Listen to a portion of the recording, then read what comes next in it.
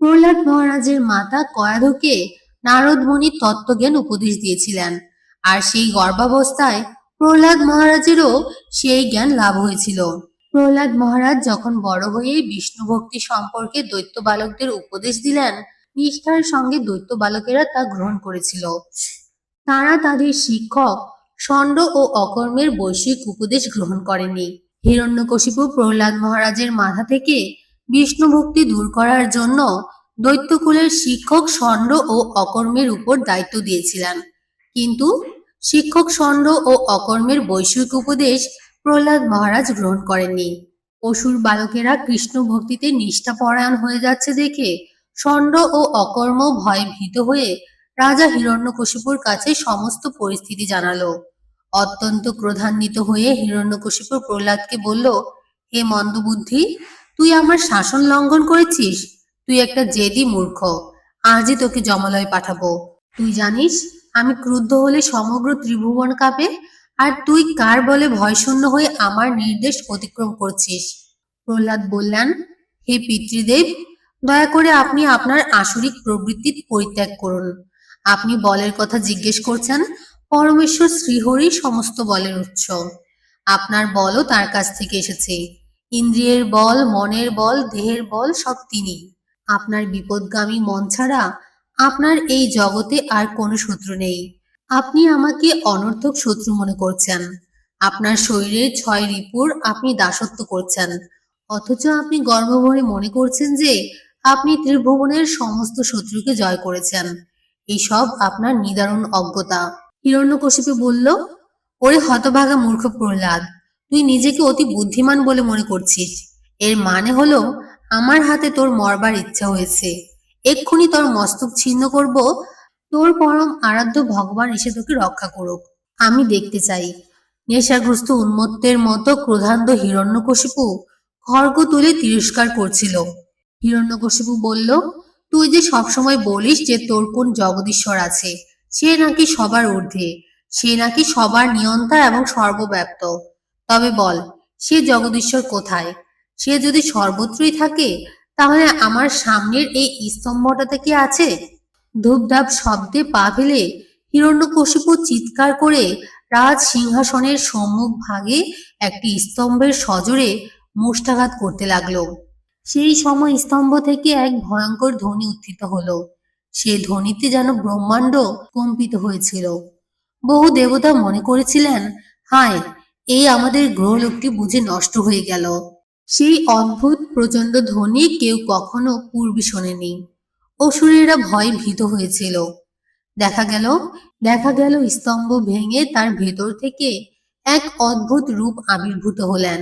সেই রূপটি না মানুষের, না সিংহের। ভক্ত প্রহ্লাদ মনে করেছিলেন, ভগবানকে আমি দর্শন করলেও পিতা হিরণ্যকশিপু না দর্শন করতে পারেন। আবার স্বতন্ত্র ভগবানও স্তম্ভ থেকে আবির্ভূত হতে পারেন কিংবা না হতেও পারেন।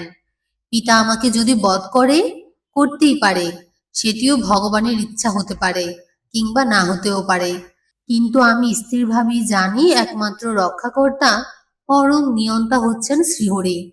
তার ইচ্ছা বিনা কোনো অবস্থাতেই কেউ আমার শরীর নষ্ট করতে পারবে না। ভগবান শ্রীকৃষ্ণ সেই পরিস্থিতিতে ভক্তের বাক্যের সত্যতা প্রমাণ করবার জন্য স্তম্ভ থেকে প্রকাশিত হলেন। শ্রীহরি আশ্বাস দিলেন প্রহ্লাদকে, ভয় করো না, আমি উপস্থিত আছি। অসুর হিরণ্যকশিপু তাকে দেখে বিস্ময়ান্বিত হয়ে চিন্তা করল, এ আবার কোন ধরনের জীব? রূপটি বিশাল, ভয়ঙ্কর, ক্রোধান্বিত রূপ। দুটি চোখ তার স্বর্ণের মতো উজ্জ্বল। উজ্জ্বল কেশর রাশি তার ভয়ঙ্কর মুখমণ্ডলকে বিস্তার করেছে। বড় বড় ভয়ানক দন্তসারি, জিহ্বার ক্ষুরধার খড়গের মতো চঞ্চল। উন্নত 2 কর্ণ নিশ্চল।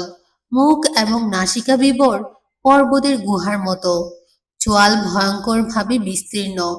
তার অসংখ্য বাহু, সেই বাহুসমূহ যেন সেনাবাহিনীর মতো চতুর্দিকে বিস্তৃত। বাহুসমূহে শঙ্খ, চক্র, গদা, পদ্ম এবং অন্যান্য অস্ত্রাদি ধারণ করে রয়েছেন। তিনি এইভাবে দৈত্য, দানব এবং নাস্তিকদের বিনাশ করবার জন্য উদ্যত হয়েছেন, আর তিনি ভীষণ গর্জন করেছিলেন। নৃসিংহ চতুর্দশী পালন কেন অত্যন্ত জরুরি? বৃহৎ নরসিংহ পুরাণে ভগবান শ্রী নৃসিংহদেব ভক্ত প্রহ্লাদকে বললেন, বর্ষে বর্ষে তু কর্তব্যং মম সন্তুষ্টি কারণম মহাগুহ্যমিদং শ্রেষ্ঠম মানবৈর্ভব ভীরুভি। অর্থাৎ প্রতি বছর আমার সন্তুষ্টির উদ্দেশ্যে চতুর্দশী ব্রত কর্তব্য। জন্ম মৃত্যুময় সংসার ভয়ে ভীত মানুষ এই পরম গোপনীয় ও শ্রেষ্ঠ ব্রত পালন করবে। বৈশাখ শুক্লা চতুর্দশীতে শ্রী নৃসিংহদেব আবির্ভূত হয়েছিলেন, তাই এই তিথিতে ব্রত পালন পূর্বক তার পূজা ও উৎসব করা হয়। 2026 সালে নৃসিংহ চতুর্দশী পড়েছে 30 এপ্রিল বৃহস্পতিবার। শ্রী নৃসিংহদেব এই পুরাণে বলেছেন, আমার ব্রতের দিন জেনেও যে ব্যক্তি লঙ্ঘন করে চন্দ্র সূর্য যতদিন থাকবে ততদিন নরক যাতনা ভোগ করবে। যদিও আমার ভক্তরা এই ব্রত করে থাকে, তবুও প্রত্যেকের এই ব্রতে অধিকার আছে। প্রহ্লাদ বললেন, হে ভগবান, হে নৃসিংহরূপ, হে সকল দেবগণের আরাধ্য প্রভু, আপনাকে প্রণাম জানাই। আমি জিজ্ঞাসা করছি, হে প্রভু, তোমার প্রতি আমার ভক্তি কিরূপে উৎপন্ন হলো, কিরূপে আমি তোমার প্রিয় ভক্ত হলাম? শ্রী নৃসিংহদেব বললেন, হে বুদ্ধিমান একান্ত মনে শোনো। প্রাচীন কল্পে তুমি ব্রাহ্মণ ছিলে, কিন্তু বেদ পাঠ করনি। তোমার নাম ছিল বসুদেব এবং তুমি ছিলে বেশ্যাসক্ত। তোমার কোনো সুকর্ম ছিল না, কেবল একটি মাত্র আমার ব্রত করেছিলে। সেই ব্রত প্রভাবে তোমার এরকম আমার প্রতি ভক্তি হয়েছে। প্রহ্লাদ বললেন, হে নৃসিংহ, হে অচ্যুত, হে প্রভু, আমি কার পুত্র হয়ে কি করতাম? বেশ্যাসক্ত অবস্থায় কিভাবে তোমার ব্রত করলাম? দয়া করে বলুন। শ্রী নৃসিংহদেব বললেন, পুরাকালে অবন্তিপুরে এক বেদজ্ঞ ব্রাহ্মণ ছিল। তার নাম ছিল বসু শর্মা। ধর্মপরায়ণ ও বৈদিক ক্রিয়া অনুষ্ঠানে তৎপর। তার ভার্যা জগৎ প্রসিদ্ধা সুশীলা পতিব্রতা সদাচারিণী। তাদের 5 পুত্র ছিল। 4 জন ছিল সদাচারী বিদ্বান পিতৃভক্ত, কিন্তু কনিষ্ঠ পুত্রটি ছিল অসদাচারী সর্বদা বেশ্যাসক্ত সুরাপায়ী। সেই কনিষ্ঠ পুত্রটি ছিলে তুমি। নিত্য বেশ্যাগৃহেই তুমি বসবাস করতে। এক বনের মধ্যে তুমি ও সেই বান্ধবী বেড়াতে গিয়েছিলে। তোমরা মনে করেছিলে দিনটি বেশ ভালোই কাটবে, কিন্তু তোমাদের মধ্যে নিজেদের চরিত্র বিষয়ে বিশেষ রকমের কলহ বেঁধে যায়। তোমাদের মধ্যে মনোমালিন্যের কারণে মৌনভাবে তোমরা আলাদাভাবে একটি স্থানে বসেছিলে। সেখানে তুমি অতি পুরানো ধ্বংসাবশেষ গৃহ নিদর্শন স্বরূপ কিছু ইট পাথর দেখেছিলে। সেই নির্জন স্থানে আলাদাভাবে উপবেশন করে তোমরা 2 জন ক্রন্দন করছিলে আপন আপন ভাবে। সারাদিন তোমরা অনাহারী ছিলে, এমনকি জল পর্যন্ত গ্রহণ করনি। সারা রাতও তোমরা জাগরিত ছিলে। ক্লান্ত শরীরে দুঃখিত অন্তরে মনোমালিন্য ভাবে তুমি সেখানে শুয়ে পড়ে প্রার্থনা করেছিলে, হে ভগবান, হে শ্রীহরি, এই জগতের কত লোক সুন্দর। আমার মা বাবা কত সুন্দর ধর্মপ্রাণ। আমার ভাইয়েরা কত সুন্দর। তারা নিষ্ঠাবান চরিত্রবান, কিন্তু আমি অধপতিত। আমি মহা মন্দমতি। আমি চরিত্রহীন, পথের পাগলের চেয়েও অধম। হে ভগবান, ভালো লোকেরা তোমার শরণাগত। আমি মূর্খ, কারো শরণাগত নই। আমি অতি নিঃসঙ্গ। আমি বড় অসহায় অবস্থায় তোমার কাছে প্রার্থনা করছি, হে ভগবান, আমাকে বিশুদ্ধ জীবন দান করো। এইভাবে তুমি ক্রন্দন করেছিলে। আর তোমার বান্ধবী সেও একান্ত মনে প্রার্থনা করেছিল, হে ভগবান, আমি সমাজের মধ্যে সবচেয়ে জঘন্য স্তরের জীব। সভ্য সমাজ থেকে আমি বিচ্ছিন্ন ও বিক্ষিপ্ত। আর আমি মহাপাপী গণিকা বৃত্তি করে জীবন নষ্ট করেছি। প্রতিদিনই কেবল পাপের বোঝা বাড়িয়েছি। নরক যাতনা কতই না এই পোড়া কপালে অপেক্ষা করছে। ভদ্র সমাজে কেউ কোনোদিন আমার দিকে তাকিয়েও দেখে না। আমিও এই জগতের কোনো পথ খুঁজে পাই না। হে পরম করুণাময় ভগবান, যদি তোমার অহৈতুকী কৃপাদৃষ্টি আমার প্রতি থাকে, তবে দয়া করে আমার এই জীবন পরিবর্তন করে দাও। শ্রী নৃসিংহদেব বললেন, হে প্রহ্লাদ, সেই স্থানটি ছিল আমার প্রাচীন মন্দির। সেই দিনটি ছিল বৈশাখ মাসের শুক্লা চতুর্দশী, আমার আবির্ভাবের দিন। তোমরা উপবাসী ছিলে, রাত্রি জাগরণ করছিলে, জীবনের কল্যাণ প্রার্থনা করছিলে। অর্থাৎ অজ্ঞাতসারেই তোমরা আমার অজ্ঞাতসারেই তোমরা আমার পরম মঙ্গলময় চতুর্দশী ব্রত পালন করেছিলে। সেই ব্রত প্রভাবে তুমি এই জন্মে আমার প্রিয় ভক্ত রূপে জন্মগ্রহণ করেছ। আর সেই বেশ্যাও স্বর্গলোকে অপ্সরা জীবন লাভ করে ত্রিভুবনে সুখচারী হয়েছে।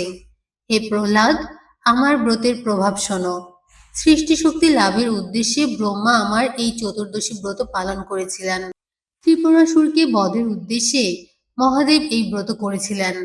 স্বর্গসুখ লাভের জন্যই দেবতারা আগের জন্মে আমার ব্রত করেছিলেন। বেশ্যাও এই ব্রত প্রভাবে ত্রিলোকে সুখচারিণী হয়েছে। যে সমস্ত মানুষ আমার এই ব্রত পালন করবে, শতকোটি কল্পেও তাদের সংসারে পুনরাগমন নেই। আমার ব্রত প্রভাবে অপুত্রক ভক্তপুত্র লাভ করে, দরিদ্র ধনশালী হয়, তেজস্কামী তেজ লাভ করে, রাজ্যকামী রাজ্য পায়, আয়ুষ্কামী দীর্ঘায়ু লাভ করে। স্ত্রী লোকেরা আমার এই চতুর্দশী ব্রত পালন করলে ভাগ্যবতী হয়। এই ব্রত সৎপুত্রপ্রদ, অবৈধব্যকর ও পুত্রসুখ বিনাশন, দিব্য সুখপ্রদ। স্ত্রী পুরুষ যারা এই উত্তম ব্রত পালন করে তাদের আমি সুখ ও ভুক্তি মুক্তি ফল দান করি। হে প্রহ্লাদ, দুরাত্মাদের আমার ব্রত পালনে মতি হয় না, পাপকর্মেই সর্বদা তাদের মতি। নৃসিংহ চতুর্দশী ব্রত পালনের নিয়ম: যারা আমিষ আহার করেন তারা অবশ্যই ব্রতের আগের দিন নিরামিষ আহার করবেন। ব্রতের আগের দিন ভগবান শ্রী নৃসিংহ দেবের কাছে প্রার্থনা করবেন। নৃসিংহ চতুর্দশী ব্রতের সংকল্প মন্ত্র: শ্রী নৃসিংহ মহাভীম দয়াঙ্কুরু মম পরি অদ্যাহম বিধাস্বামী ব্রতং নির্বিঘ্নতাং নয়ে। হে শ্রী নৃসিংহদেব, হে মহাভীম, আমার উপর দয়া প্রকাশ করুন। অদ্য আমি আপনার ব্রত আচরণ করিব, নির্বিঘ্নে তা যেন সম্পন্ন করতে পারি। 30 এপ্রিল 2026 বৃহস্পতিবার, বৈশাখ মাসের শুক্লপক্ষের চতুর্দশী তিথিতে ভক্তবৃন্দ অবশ্যই পরমেশ্বর ভগবান শ্রীকৃষ্ণের অবতার শ্রী নৃসিংহদেবের পবিত্র আবির্ভাব তিথিতে উপবাস ব্রত ভক্তি ভরে পালন করুন। কেউ এই ব্রতদিন সম্পর্কে জেনেও যদি তা পালন না করেন, তবে চন্দ্র সূর্য যতদিন থাকবে ততদিন তাকে নরকবাস করতে হবে। একথা স্বয়ং নৃসিংহদেব তার ভক্ত প্রহ্লাদকে বলেছেন। গোধূলি পর্যন্ত নির্জলা উপবাস থাকতে হবে। নির্জলা থাকতে না পারলে ফল প্রসাদ পেতে পারেন। গোধূলি লগ্নে নৃসিংহদেবকে দুধ, দই, ঘি, মধু, মিশ্রির জল এবং ফলের রস দিয়ে অভিষেক করাতে পারেন। নৃসিংহদেবের চিত্রপটেও অভিষেক করা যাবে। অভিষেকের পরে নৃসিংহদেবকে ফলমূল সবজি রান্না করে ভোগ দিয়ে প্রসাদ গ্রহণ করতে পারেন। একাদশীর দিন যে অনুকল্প গ্রহণ করা হয় সেটাই ব্রতের দিন গ্রহণ করা যাবে, কিন্তু ব্রতের দিন অন্ন, রুটি, লুচি, পরোটা গ্রহণ করা যাবে না। তবে অবশ্যই নৃসিংহদেবকে পনকম নিবেদন করতে পারেন। পনকম হলো শীতল জল, তালমিছরি, লেবুর রস এবং আদা দিয়ে তৈরি একরকম পানীয়, যা নৃসিংহদেবের অত্যন্ত প্রিয়। ব্রতের দিন চেষ্টা করবেন নৃসিংহদেবের 108টি নাম পড়ে শ্রী নৃসিংহদেবের চরণে 108টি তুলসী পাতা চন্দনে মাখিয়ে অর্পণ করতে।